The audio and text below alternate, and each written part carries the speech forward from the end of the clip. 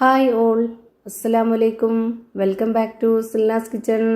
ഇന്നത്തെ റെസിപ്പി ഭയങ്കര വെറൈറ്റി ആയിട്ടുള്ള നല്ല ടേസ്റ്റി ആയിട്ടുള്ള ഒരു അടിപൊളി ഹെൽത്തി ബ്രേക്ക്ഫാസ്റ്റിന്റെ റെസിപ്പിയാണ്. റവ വെച്ചിട്ടാണ് ഇത് തയ്യാറാക്കി എടുത്തിട്ടുള്ളത്.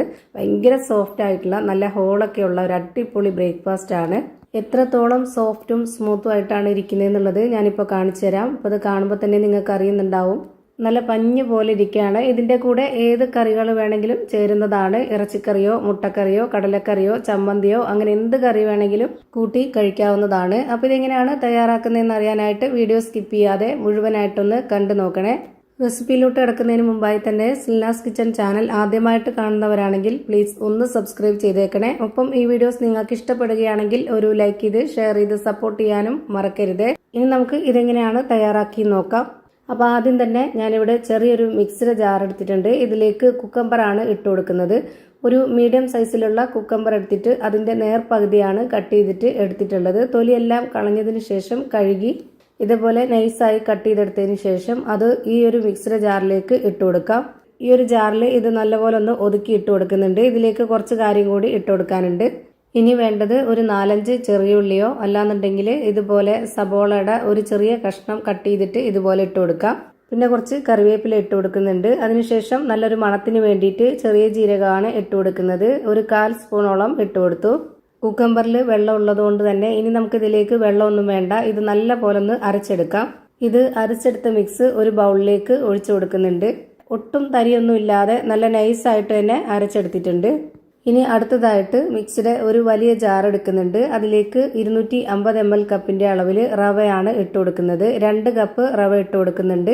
ഞാനിതിലേക്ക് എടുത്തിട്ടുള്ളത് വറുത്ത റവയാണ്. വറുത്ത റവ തന്നെ എടുക്കാൻ വേണ്ടി നോക്കുക. ഇനി ഇതിലേക്ക് വേണ്ടത് പാലാണ്, തേങ്ങാപ്പാലാണ്.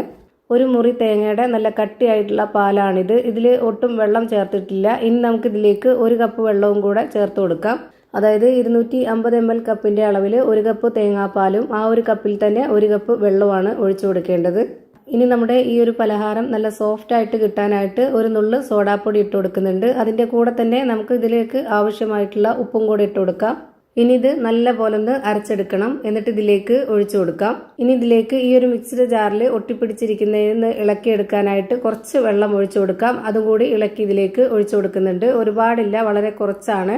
നമ്മൾ ഇതുപോലെ റവ അരച്ചെടുക്കുന്ന സമയത്ത് ഇതിലേക്ക് ഒരുപാട് നേരിട്ട് അരയ്ക്കേണ്ട ആവശ്യമില്ല.